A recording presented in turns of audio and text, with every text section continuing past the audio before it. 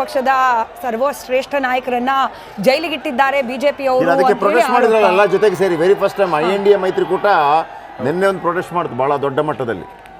ಅವರು ಮತ್ತು ಜಾರ್ಖಂಡ್ ಮುಖ್ಯಮಂತ್ರಿಗಳನ್ನ ಬಂಧನ ಮಾಡಿದಕ್ಕೆ ಅನುಗುಣವಾಗಿ. ಸೊ ಹಾಗಾಗಿ ಆ ಮೂಲಕ ಹೋದ್ರೆ ಅವ್ರ ಜೊತೆ ಸೇರ್ತಾರೆ. ಇದನ್ನ ಹೆಂಗ್ ನೋಡ್ತಿದ್ದೀರಿ ಆಮ್ ಆದ್ಮಿ ಪಕ್ಷದವರು ಅಂತ ಹೇಳಿ? ಅವ್ರನ್ನೆಲ್ಲ ಜೈಲಲ್ಲಿಟ್ಟು ಇವರು ಫ್ರೀಯಾಗಿ ರೋಡ್ ಶೋ ಮಾಡ್ತಿದ್ದಾರೆ ಅಂತ ಹೆಂಗೆ ಅಂತ ಅಲ್ಲ, ಇವತ್ತು ಏನಾಗಿದೆ ಅಂತ ಹೇಳಿದ್ರೆ, ಇವಾಗ ಒಂದು ಸ್ಪರ್ಧೆ ಅಂತಿದ್ದಾಗ ಇನ್ನೊಬ್ಬ ಎದುರಾಳಿಯ ಸ್ಪರ್ಧೆಯನ್ನು ಉಳಿಸ್ಬೇಕು ನೀಟಾಗಿ. ಈಗ ಏನು ಮಾಡ್ತಾ ಇದ್ದಾರೆ ಅಂತ ಹೇಳಿದ್ರೆ, ಪ್ರತಿಸ್ಪರ್ಧಿಯನ್ನು ಹ್ಯಾಂಡಿಕ್ಯಾಪ್ ಮಾಡಿ ನಾನು ರನ್ನಿಂಗ್ ರೇಸ್ ಓಡಿ ನಾನು ವಿನ್ ಆಗಬೇಕು ಅಂತಕ್ಕಂಥದ್ದು ಇದು ಪ್ರಜಾಪ್ರಭುತ್ವದ ಒಂದು ಲಕ್ಷಣ ಅಲ್ಲ. ಇವತ್ತು ನೋಡಿ, ಕಾಂಗ್ರೆಸ್ನ ಅಕೌಂಟ್ನ ಫ್ರೀಸ್ ಮಾಡ್ತಕ್ಕಂಥದ್ದು, ಮತ್ತು ಯಾರ್ಯಾರು ಇವ್ರಿಗೆ NDA ಅವ್ರಿಗೆ ವಿರೋಧವಾಗಿ ಮಾತಾಡ್ತಾರೆ ಅಂಥ ನಾಯಕರುಗಳನ್ನ ಒಳಗಾಗ್ತಕ್ಕಂಥದ್ದು, ಇದು ಚುನಾವಣೆ ಸಂದರ್ಭದಲ್ಲ. ಆರೋಪಗಳು ಎಷ್ಟೋ ದಿವಸದಿಂದ ಇತ್ತು. ನಿಮ್ಗೆ ಅಂದೆಲ್ಲ ಕಾಣಲಿಲ್ಲ. ಚುನಾವಣೆ ಡಿಕ್ಲರೇಷನ್ ಆಗಿದ ತಕ್ಷಣ ನೀವು ನಾಯಕರುಗಳನ್ನ ತಗೊಂಡು ಹೋಗ್ತಾ ಇದ್ದೀರಾ ಅಂತ ಎಲ್ಲ ಕಡೆ ಇವಾಗ ಅದೇ ಚರ್ಚೆ ಆಗ್ತದೆ. ಇವಾಗ ಕಂಪ್ಲೀಟಾಗಿ ಕೇಜ್ರಿವಾಲ್ ಅವರ ಬಂಧನ ಆದ ನಂತರ ಅಂತೂ ಒಂದು ಉತ್ತರ ಭಾರತದಲ್ಲಿ ರಾಜಕೀಯ ಸಂಚಲನನೇ ಆಗಿದೆ. ಯಾಕಂದರೆ ಇವತ್ತು ಜಗಜಾಹೀರಾಗಿದೆ. ಮತ್ತು ಇವರು ಮೇಯರ್ ಚುನಾವಣೆಯಲ್ಲಿ ಯಾವ ರೀತಿಯ ಒಂದು BJPನವ್ರು ನಡ್ಕೊಂಡ್ರು ಅಂತಕ್ಕಂಥದ್ದು ಜಗಜಾಹೀರಾಗಿದೆ. ಎಲೆಕ್ಟ್ರೋಲ್ ಬಾಂಡ್ ಬಂದ ತಕ್ಷಣ ಯಾವ ರೀತಿ ಆಗಿದೆ ಜಗಜಾಹೀರಾಗಿದೆ. ಅದು ಇತ್ತೀಚಿನ ಒಂದು ತಿಂಗಳ ಡೆವಲಪ್ಮೆಂಟ್ ಏನಾಗ್ತಿದೆ, ಜನಗಳಿಗೆ ಎಲ್ಲೋ ಮನವರಿಕೆ ಆಗ್ತಿದೆ. ನಮ್ಮ ದೇಶ ಒಂದು ಒಳ್ಳೆಯ ಪಥದಲ್ಲಿ ಸಾಗ್ತಾ ಇಲ್ಲ. ಇಲ್ಲೇನಂದರೆ ನಿಧಾನವಾಗಿ ಸರ್ವಾಧಿಕಾರಿಯ ಕೈಗೆ ಜಾರ್ತಿದೆಯೇನೋ ಅಂತಕ್ಕಂಥ ಒಂದು ಆತಂಕ ನಿಜವಾಗ್ಲೂ ದೇಶ ಪ್ರೇಮಿಗಳಿಗೆ ಹುಟ್ಟಾಕೊಂಡಿದೆ. ಇವತ್ತು ರೋಡ್ ಶೋಗಳನ್ನ ಮಾಡ್ತಾ ಇದ್ದಾರೆ. ಬೆಳಿಗ್ಗೆಯಿಂದ ಅವರು ಹೇಳ್ದಾಗೆ ವಿಶ್ಲೇಷಣೆ ಕರೆಕ್ಟಾಗೇ ಇದೆ. ಯಾಕಂದ್ರೆ ಬೆಳಿಗ್ಗೆಯಿಂದ ಅವ್ರು ಏನು ಮಾಡ್ತಾಯಿದ್ರು, ಎಲ್ಲೆಲ್ಲಿ ಅಸಮಾಧಾನ ಇದೆ ಅಲ್ಲೆಲ್ಲ ಕೂರಿಸ್ಕೊಂಡು ಮಾಡ್ತಿದ್ರು. ಇವತ್ತು ಸಂಜೆ 10 ನಿಮಿಷ ಫ್ರೀ ಇದ್ದೀನಿ ಅಂತೇಳಿ 1 ಕಿಲೋಮೀಟರ್ ರೋಡ್ ಶೋ ಮಾಡ್ತಾಯಿದ್ರೆ, ಹೌದು, ಒಂದು ಪಕ್ಷಗಳಿಗೆ ರೋಡ್ ಶೋ ಮಾಡ್ತಾರೆ, ಭಾಷಣನೂ ಮಾಡ್ತಾರೆ. ಅಮಿತ್ ಶಾ ಅವರು ಕಳೆದ ವರ್ಷ ಇಲ್ಲಿ ಕರ್ನಾಟಕ ವಿಧಾನಸಭೆ ಚುನಾವಣೆಗೆ ಬಂದು ಪರಿವಾರದ ಬಗ್ಗೆ ಮಾತಾಡಿದ್ರು. ಆ ಕರೆಕ್ಟಾಗಿ KMF ಇದರಲ್ಲಿ CP ಯೋಗೇಶ್ವರ್ ಕುಮಾರಸ್ವಾಮಿ ಈ ಫ್ರೇಮ್ ನೋಡೇ ಎಷ್ಟೋ ವರ್ಷ ಆಗೋಗಿತ್ತು ಅಂತ ಹೇಳಿ ವೀರಣ್ಣ ಅವರೇ, ವೆಂಕಟೇಶ್ ಅವರೇ, ಈ ಫ್ರೇಮ್ ನೋಡೇ ಎಷ್ಟೋ ವರ್ಷ ಆಗೋಗಿತ್ತು. ಚನ್ನಪಟ್ಟಣ ಜನ ಅವರು ಭಾಷಣ ಮಾಡಬೇಕಾದ್ರೆ ಪರಿವಾರದ ಬಗ್ಗೆ ಪರಿವಾರದ ಬಗ್ಗೆ ಮಾತಾಡಿದ್ರು. ನೀವು ಯಾವುದೋ ಒಂದು ಕುಟುಂಬಕ್ಕೆ ATM ಆಗ್ತೀರಾ ಅಂತ ಹೇಳಿ ಅಮಿತ್ ಶಾ ಅವರು JDSನ ಕಿಚಾಯಿಸಿದ್ರು.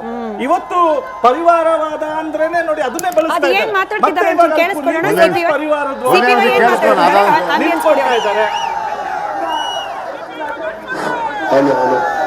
ಓಕೆ, CP ಯೋಗೇಶ್ವರ್ ನಾನು ವೆಂಕಟೇಶ್ವರ ಹತ್ರ ಒಂದು ಮಾತು ಕೇಳ್ಬಿಡ್ತೀನಿ. ಈಗ CP ಯೋಗೇಶ್ವರ್ ಚನ್ನಪಟ್ಟಣ ಬಂಧುಗಳೇ, ಅಮಿತ್ ಶಾಜಿರವರು ಚನ್ನಪಟ್ಟಣದ ಮುಖಾಂತರ ಈ ಒಂದು ಲೋಕಸಭೆಗೆ ಚುನಾವಣೆಗೆ ರಣಕಣಿಯನ್ನ ಮೊಳಗಿಸಿರ್ತಕ್ಕಂಥದ್ದು ನಮ್ಗೆಲ್ಲರಿಗೂ ಕೂಡ ಆನೆ ಬಲ ಬಂದಂತಾಗಿದೆ. ಅವರು ಚನ್ನಪಟ್ಟಣವನ್ನು ಆಯ್ಕೆ ಮಾಡಿಕೊಂಡಿರ್ತಕ್ಕಂಥದ್ದು ನಮ್ಗೆಲ್ಲರಿಗೂ ಬಹಳ ಹೆಮ್ಮೆಯ ವಿಚಾರ. ಈ ಚುನಾವಣೆಯಲ್ಲಿ ಸೌಮ್ಯ ಸ್ವಭಾವದ ಹೃದಯವಂತ ಡಾಕ್ಟರ್ ಮಂಜುನಾಥ್ ಅವರು 100ಕ್ಕೆ 100 ಗೆಲ್ತಾರೆ ಅನ್ನೋ ಒಂದು ಆತ್ಮವಿಶ್ವಾಸ ನಮಗಿದೆ. ಹಾಗಾಗಿ ನಾನು ಹೆಚ್ಚಿಗೆ ಮಾತಾಡುದಿಲ್ಲ, ಇನ್ನು ಬಹಳ ಸಮಯಗಳು ನಾನು ಮಾತಾಡ್ತೀನಿ. ತಮ್ಮನ್ನ ಕುರಿತು ನಮ್ಮೆಲ್ಲರ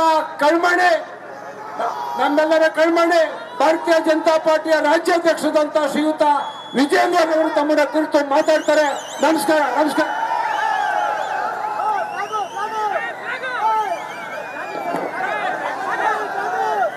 बोलो भारत माता की, बोलो भारत माता की. सन्मान्य नरेंद्र मोदी जी ಅವ್ರಿಗೆ, ಮಾನ್ಯ ಅಮಿತ್ ಶಾ ಜಿ ಅವ್ರಿಗೆ, HD ಕುಮಾರಸ್ವಾಮಿ ಅವರಿಗೆ, ಡಾಕ್ಟರ್ ಮಂಜುನಾಥ್ ಅವರಿಗೆ, ಮಾನ್ಯ ಯೋಗೇಶ್ವರ್ ಅವರಿಗೆ, ಆತ್ಮೀಯ ಭಾರತೀಯ ಜನತಾ ಪಾರ್ಟಿ ಮತ್ತು JDS ಕಾರ್ಯಕರ್ತ ಬಂಧುಗಳೇ, ಇವತ್ತು ಚನ್ನಪಟ್ಟಣದಲ್ಲಿ ನಡೀತಾ ಇರ್ತಕ್ಕಂಥ ಈ ಜನ ಸಮೂಹ ನೋಡಿದ್ರೆ, ಇವತ್ತು ಬೆಂಗಳೂರು ಗ್ರಾಮೀಣ ನಮ್ಮ ಭಾರತೀಯ ಜನತಾ ಪಾರ್ಟಿ ಅಭ್ಯರ್ಥಿಯಾಗಿರ್ತಕ್ಕಂಥ ಡಾಕ್ಟರ್ ಮಂಜುನಾಥ್ ಅವರು ಕನಿಷ್ಠ 2 ಲಕ್ಷ ಮತಗಳ ಅಂತರದಿಂದ ಪತಾಕೆಯನ್ನು ಹಾರಿಸ್ತಾರೆ. ಇಡೀ ದೇಶದಲ್ಲಿ ಇವತ್ತು ನರೇಂದ್ರ ಮೋದಿಜಿ ಪರವಾದಂತ ಒಂದು ಅಲೆ ಎದ್ದಿರ್ತಕ್ಕಂಥ ಸಂದರ್ಭದಲ್ಲಿ ಕರ್ನಾಟಕ ರಾಜ್ಯದಲ್ಲಿ ಯಾವತ್ತು ಬಿಜೆಪಿ ಮತ್ತು JDS ಪಕ್ಷ ಒಂದಾಗಿ ಒಂದೇ ವೇದಿಕೆಯಲ್ಲಿ ಬಂದು ನಿಂತು ಅವತ್ತೇ ರಾಜ್ಯದಲ್ಲಿ ಕಾಂಗ್ರೆಸ್ ಪಕ್ಷ ಅಡ್ರೆಸ್ ಇಲ್ಲದಂತೆ ಆಗಿದೆ. ಕಾಂಗ್ರೆಸ್ ಪಕ್ಷ ಹತಾಶರಾಗಿದ್ದಾರೆ. ರಾಜ್ಯದ ಮುಖ್ಯಮಂತ್ರಿಗಳಿಗೆ ಇವತ್ತು ನಿದ್ದೆ ಬರ್ತಾ ಇಲ್ಲ.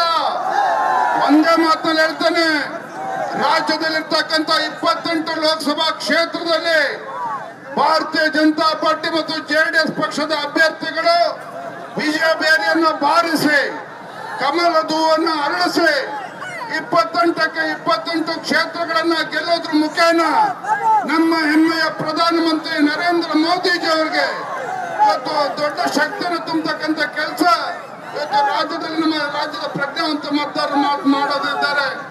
ಒಂದೇ ಮಾತಿನಲ್ಲಿ ಹೇಳ್ತೇನೆ, ರಾಜ್ಯದ ಜನರು ಇವತ್ತು ಬೇಸತ್ತು ಹೋಗಿದ್ದಾರೆ ರಾಜ್ಯ ಕಾಂಗ್ರೆಸ್ ಸರ್ಕಾರದ ವಿರುದ್ಧ.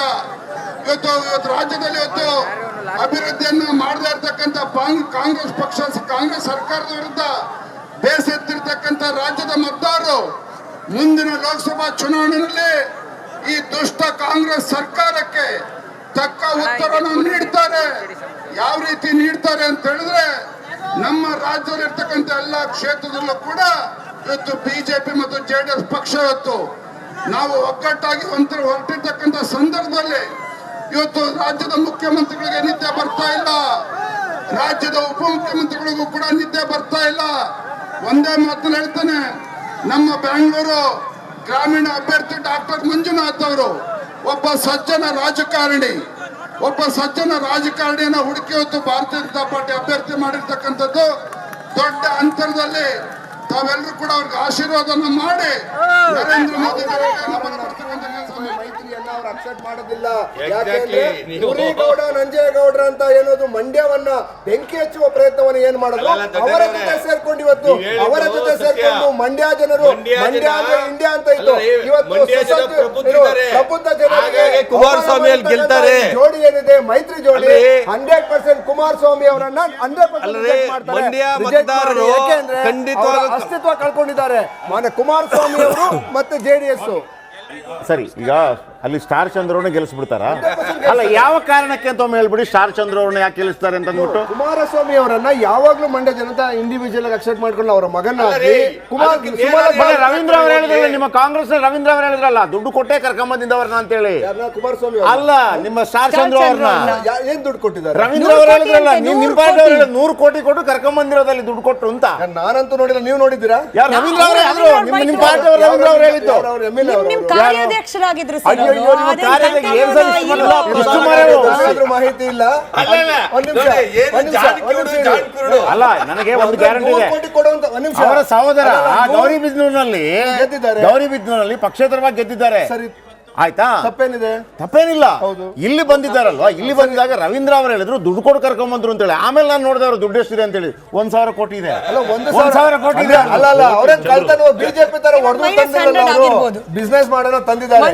ವಾಸ್ತವ ವಿಚಾರ ಏನಿದೆ, ಸ್ಟಾರ್ ಚಂದ್ರ ಅವರು ಯಾಕೆ ಗೆಲ್ತಾರೆ ಅಂತಂದ್ರೆ, ಸ್ಟಾರ್ ಚಂದ್ರ ಅವರು 2 ಕಾರಣದಿಂದ ಗೆಲ್ತಾರೆ. ಒಂದು, ಹಳೆ ಮೈಸೂರು ಭಾಗದಲ್ಲಿ ಜೆಡಿಎಸ್ ತನ್ನ ಅಸ್ತಿತ್ವವನ್ನು ಕಳೆದುಕೊಂಡಿದೆ. ಕುಮಾರಸ್ವಾಮಿ ಅಂದ್ರೆ ಜೆಡಿಎಸ್, ಕುಮಾರಸ್ವಾಮಿ ಅವರು ದೇವೇಗೌಡರ ಕುಟುಂಬ ಒಕ್ಕಲಿಗ ಡಾಕ್ಟರ್ ಮಂಜುನಾಥ್ ಅವರು ಮಾತಾಡ್ತಿದ್ದಾರೆ, ಆಡಿಯೋ ಇದ್ರೆ ಕೊಡಿ ಸರ್. ಫಸ್ಟ್ ಟೈಮ್ ರಾಜಕಾರಣಿಯಾಗಿ ಮಾತನಾಡ್ತಿದ್ದಾರೆ ಸರ್, ಬಹಿರಂಗವಾಗಿ ಕೇಳಿಸ್ಕೊಳ್ಳೋಣ. ಆಂಬಿಯನ್ಸ್ ಇದೆಯಾ? ಇಲ್ಲಾಂದ್ರೆ ಈ ಮಾತು ಕಂಟಿನ್ಯೂ ಮಾಡ್ತೀವಿ.